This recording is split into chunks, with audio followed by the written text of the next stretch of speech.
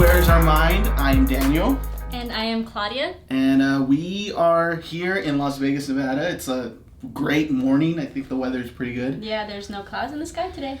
Yeah. Oh, God. So, how's everything been going? What's up with you? Going good. I'm really excited that we're doing this. We've been wanting to do this for months, right? Months? Yeah, no, since I think around when COVID just started, right before it started actually, we were going to do it and then COVID happened. And then, kind of postponed this a little bit. So I'm really happy to be here. Thank you for doing this. Yes. Excited. First one. We're excited you guys are watching as well, so tune in. We're going to do some more. So yeah, I mean, it's been a crazy time. I mean, now we're on the subject of COVID. It's been a really crazy time living here as a young person. Definitely, especially because we're here in Vegas. I know. I never in my life thought that I would see the Strip empty. Right? And it did. That's so cool that you said that, because I remember when me and my friends one time, we got together, we went to go to UNLV, at the Thomas & Mack, they have this place, they have this parking garage, right? Yeah. And so we went on top of there at night just to hang out. But I hadn't gone to the Strip since everything shut down. So it wasn't really real to me. But then when we drove down the Strip, it hit me. Oh, snap. This is real. This is the real. Fountains aren't going. The lights are off on a casino. It was like a ghost city. I know, literally. Like apocalyptic. I hope that we never see Vegas like that again. Oh, yeah. The Strip in general, because it's such a lively city. It's such a...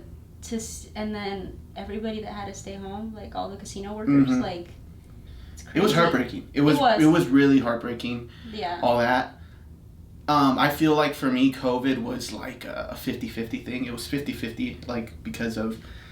It's bad, there's that uncertainty, there's that fear of, I don't want to get someone sick, or I don't want to get my family sick. Yeah. I don't care if I get it, I'll be fine.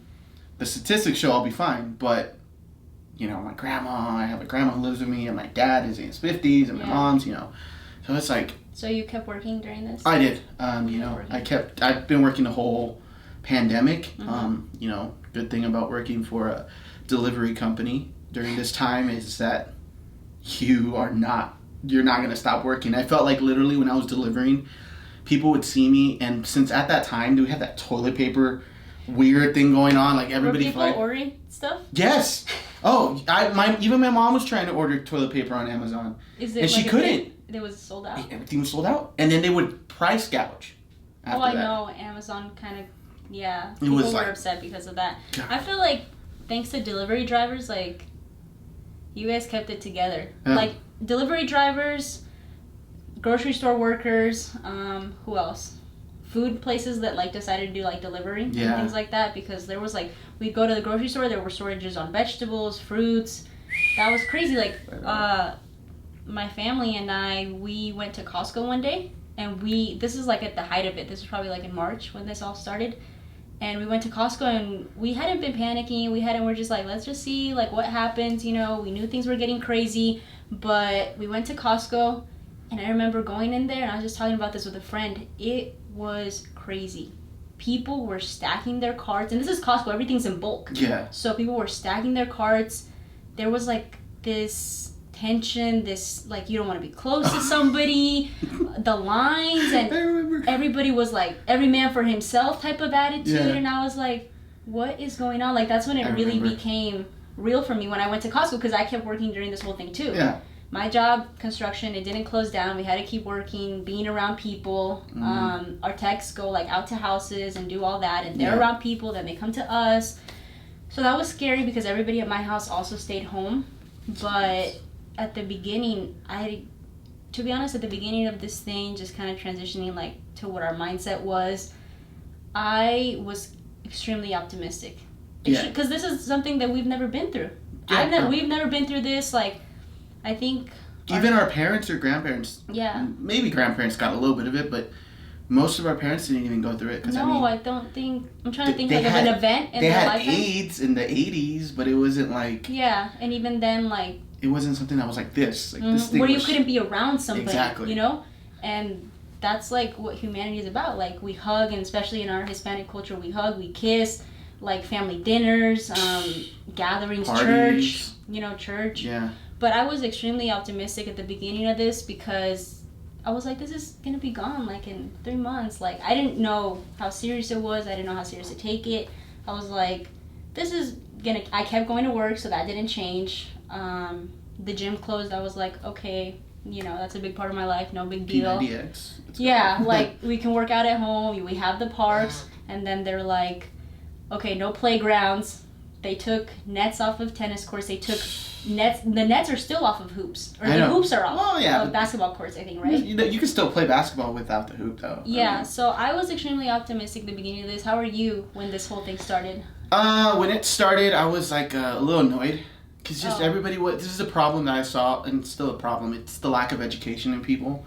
Yeah. Not educating themselves on what was going on, not educating themselves on what it is, what's at risk, what you should do, what you shouldn't do. Mm-hmm. It's just like we were living in this time of like constant fear-mongering by the media sometimes. Mm-hmm. Just giving different things, and it's just like every news outlet was giving different information. Mm-hmm. So you never knew what to believe. So it kind of struck an annoyance, but at the same time a paranoia. Oh, okay. Because you were just like, I don't know. I'm so confused and this and that. What is real? What is not? And it's funny that you were saying that the whole hostel, that tense feeling. I saw that and I'm like, Mom, I don't ever want you going to the grocery stores alone. Mm-hmm. Like, if you're gonna go with one of us. People were fighting. Yeah, people were fighting. I'm like, I don't want my mom getting hit. My mom gets hit, I'm gonna hit somebody else. Like, this isn't. You don't touch my mom. Exactly. And it's just like at that time it was paranoia. It was so paranoid to the point that if I even felt a little tired or worn out or like somewhat sick, I would start to freak out. I remember I ran into my mom's room. I'm like, I don't want anybody coming to the house. I don't feel that great. I don't want to get anybody sick. We're gonna go get tested. This and that. And it was and just you like, guys did, or? Yeah, I mean we did, but it was just like I didn't have it. Yeah, of course. It was just a sense of paranoia and uneasiness. And it's a funny story.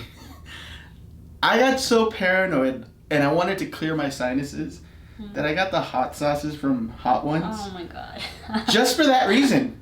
Because I'm like, that clears sinuses? Let's do it. Let's just get everything out. And I got the hot sauce. They're no joke.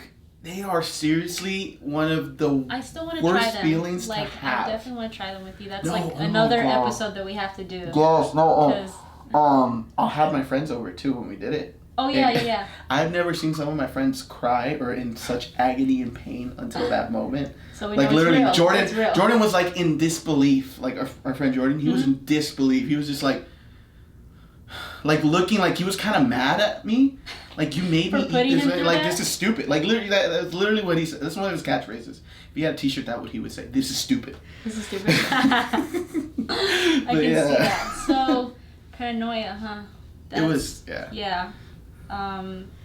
With our family, we had a bucket of bleach outside because anybody that goes in and out, you have to clean your shoes, wipe down your stuff. Yeah. And every day my hands got so dry. I don't know if because I touch papers, I touch keyboards, and it's hard touching a phone. iPhones with gloves on. Yeah. Unless you cut off. It's annoying. Yeah. It's just what the so I was like, that's not gonna work. But my hands got dry. Every day. Imagine how much you're washing your hands. Yeah. Because of, again, the paranoia. You're like, I touched this. Am I bringing something home? Our house smelled like bleach 24/7. Oh God. And then I feel like it got to its peak, where things got really bad and the numbers were really bad in many different July, states. Right?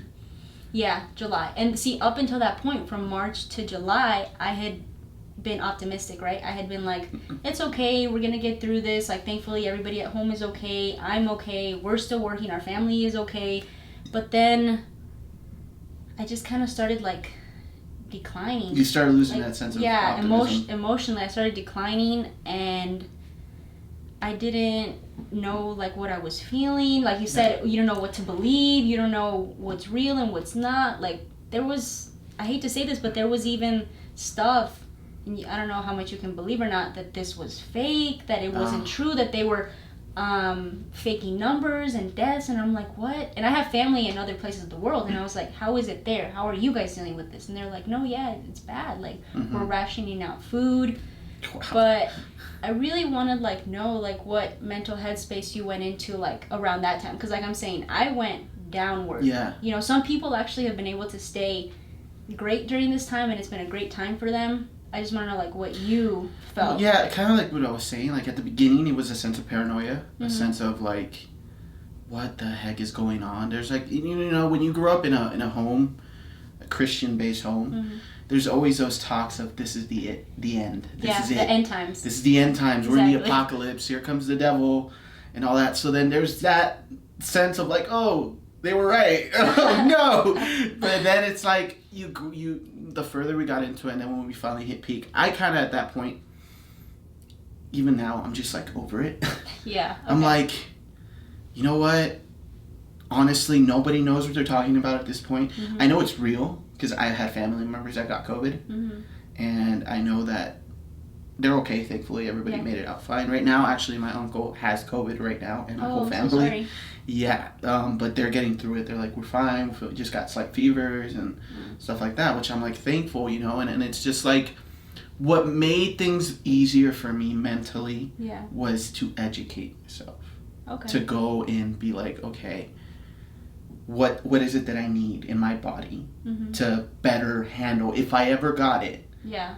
Be more prepared. So, you know, immediately when COVID happened, my whole family, we went and we ordered vitamin C stuff, immune stuff. You know, we were like, everybody needs to take care of your immune system. Yeah. Vitamin D, you know, I read this. Vitamin D is huge when you get COVID. People I didn't know that. Yeah. See, I didn't even know that. Yeah, people, they've seen again, I'm not a doctor, so you can go do your research. I could be wrong, disclaiming, because I don't want nobody coming at me like, giving false information. Like, no, this is what I read, that vitamin D, huge, you should have a sufficient amount of vitamin D, because if you ever do get COVID, that's one of the key things that you want in your body to help you keep yourself leveled. You know that most people are actually vitamin D deficient. Most people. I came out as vitamin D deficient. And I guess that's like a vitamin that we should all be taking consistently. So the fact that you're saying that is crazy. I didn't even know that. Vitamin D, like going out, I mean, thankfully I work in the sun.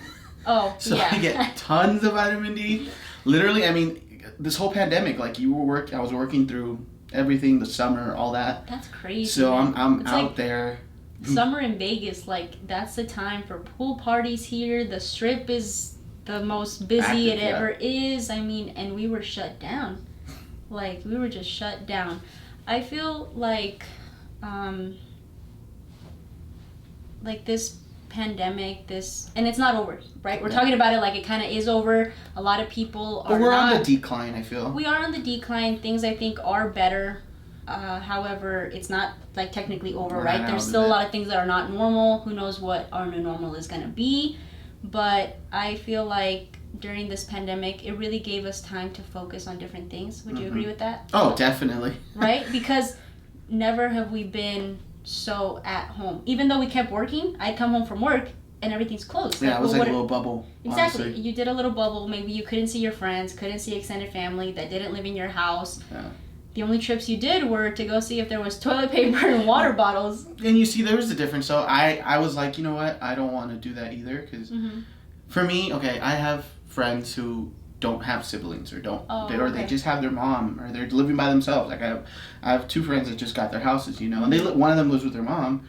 But, you know, at the same time, it's like there's nothing. There's a difference between having a band of brothers and just your mom. You know, it's like you friends. Need that. You know, so I didn't really close off my close friends. I was like, you know, you guys come over. It was kind of like a little bubble. Yeah. Because during that time, that's all we really hung out with. It was just those people. You know, we didn't really start hanging out with other people till like later on. Of course. But in the beginning, it was just mainly us. We would play a lot of Monopoly.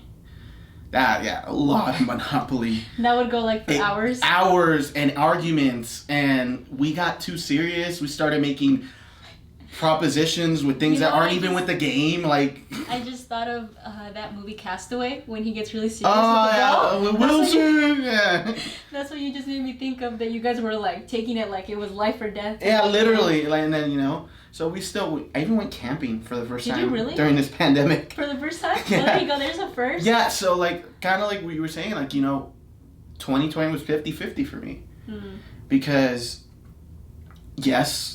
there was a lot of things that we lost, but there was a lot of things also I feel like I grew stronger in. Okay. You know, you like wanna music. Expand on that? Making tons of music. Like, it's like literally we wanted to play shows, and then, you know, that all went away. So it's like you have nothing else to do but to create more.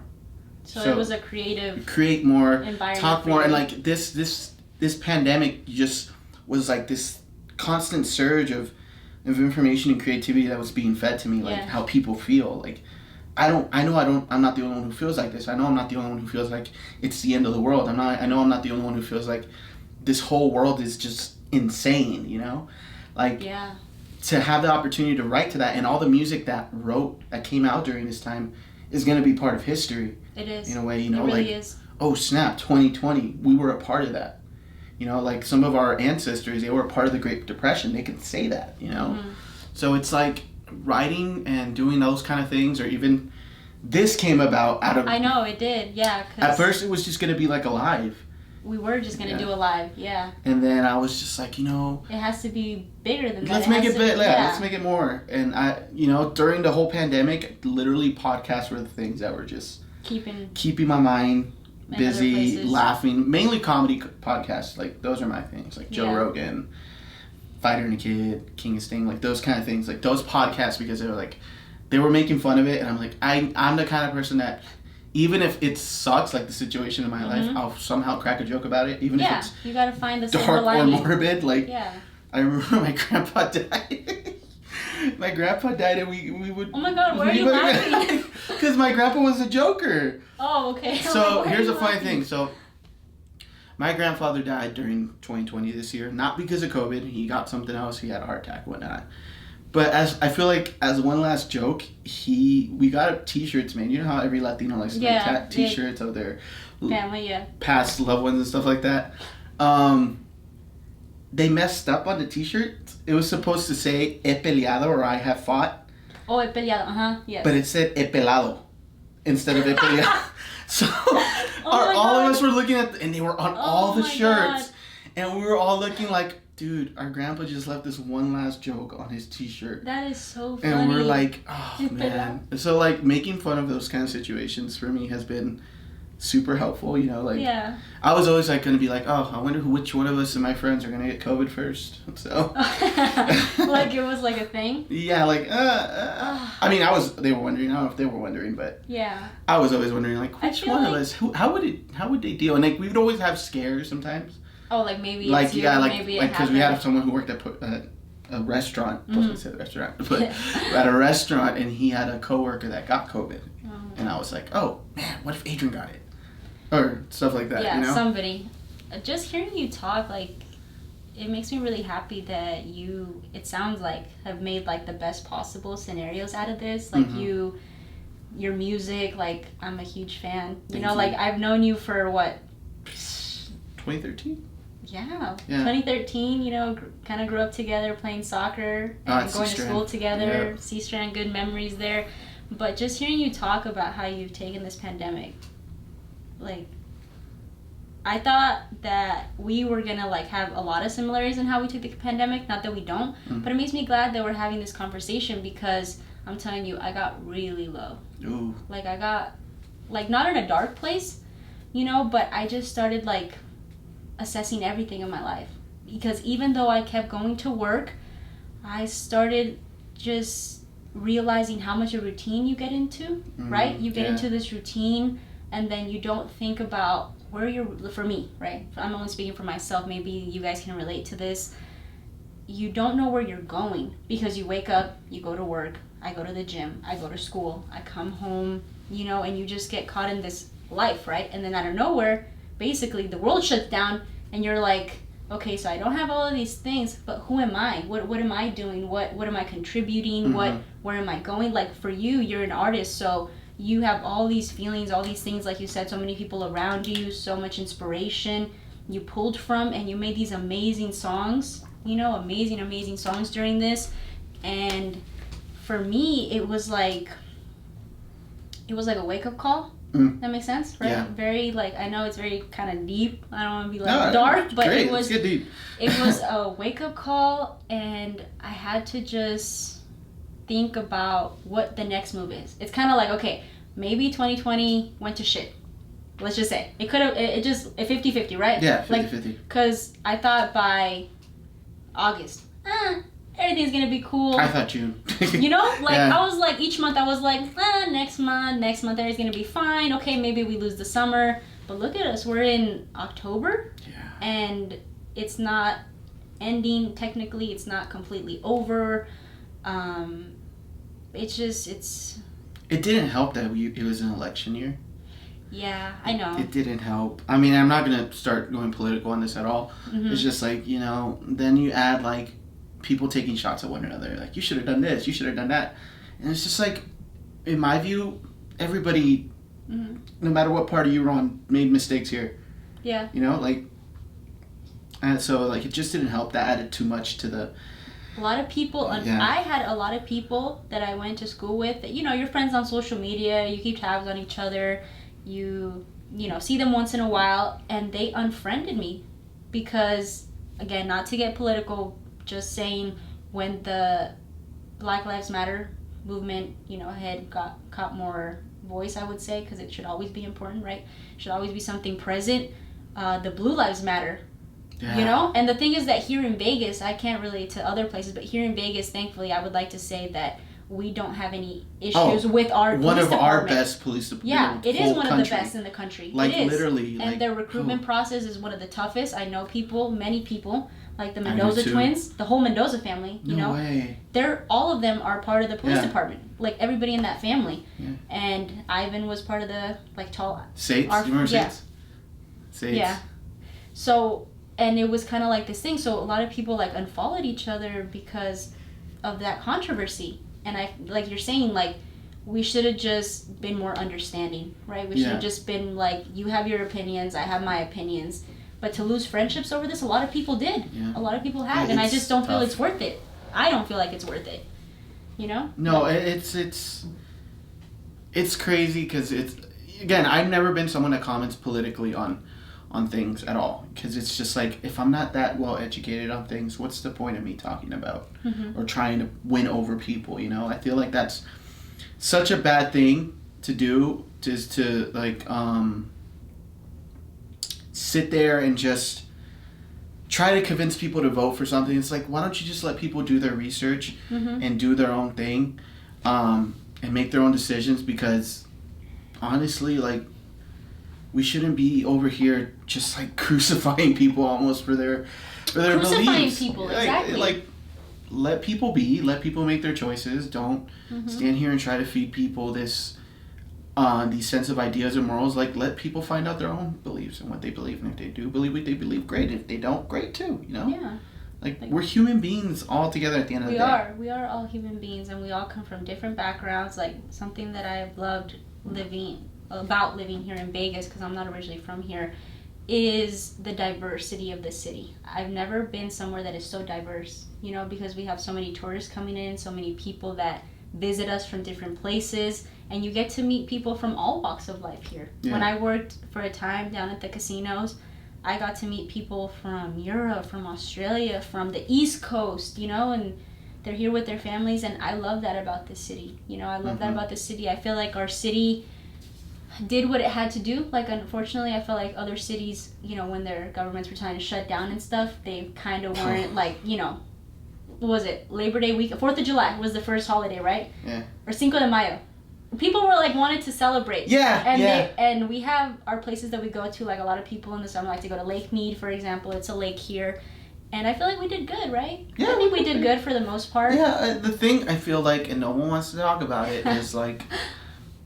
People don't want to blame big gatherings or protests. And not to say, look, that people shouldn't protest. Yeah, protest. But to stand there and say that's not the reason things spiked is wrong. Yeah, you know? Of course. Like, it's a gathering. It's a gathering. It's a large gathering. Yeah. You know, so let's be real. Like, we're not stupid, you know? Things did spike after the whole George Floyd murder happened. Yeah. Like, because people were getting together and stuff like that. And I'm not saying again, that's not wrong. You know, great that everybody protests. Awesome. Peacefully, all that, you know.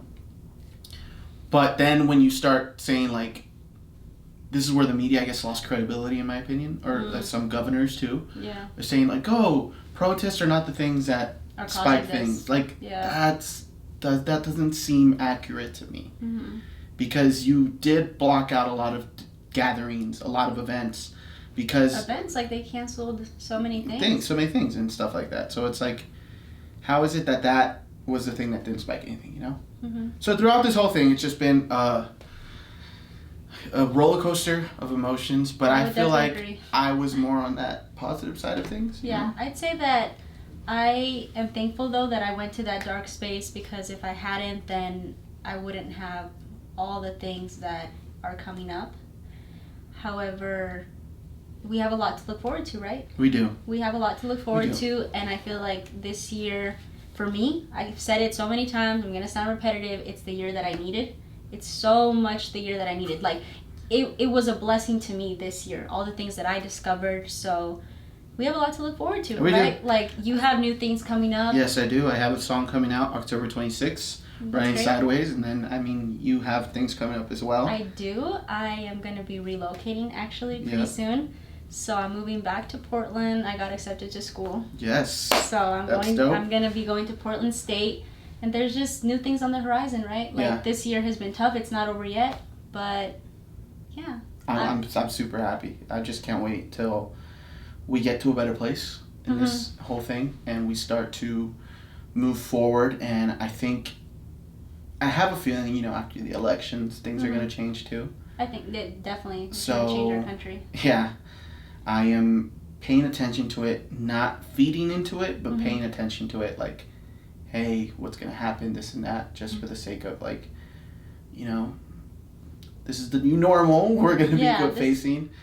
And, I'm excited. I'm happy we did this. I'm so excited. I'm so happy. I can't wait to see this, for everybody to see this, right? For it to be out there. Yeah. Because right now, only us here in the room, we know about it. But once you guys see it, I know. We're going to share this with you guys. They're going to be like, who are these two random people just talking? Why do they matter? I'm like, it matters. You matter. Yeah, you guys matter. You guys are the ones that put us here, and we're excited to keep doing this. Exactly. Things to come in the future. Yes. This is good. This is good. A distance hug. Nah. All right. Okay. All right, guys. So we'll catch you in the next one. Yes. Right. Stay tuned for Daniel's music coming out and Claudia's relocation. It'll be happening. Yeah. Follow her on socials. Yeah. Follow Daniel on all his socials. Yes, we'll put that somewhere in the video here. It'll be in this square. Somewhere. Yeah. Up, down, all right, somewhere. guys. Bye. See you in the next one. Bye.